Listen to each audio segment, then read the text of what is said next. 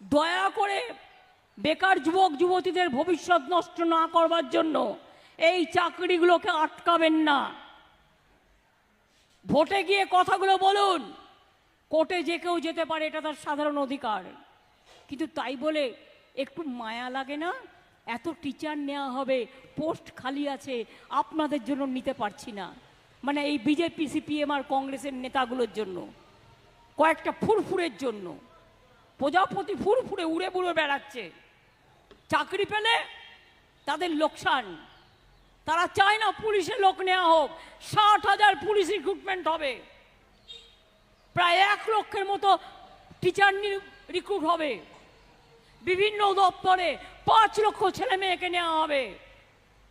যেই আমরা রেডি করছি, টুক করে একটা কেস টুকে দিচ্ছে, আর দিয়ে হাসতে হাসতে বলছে, দেখলে তো চাকরিটা করতে দেবো না। যেন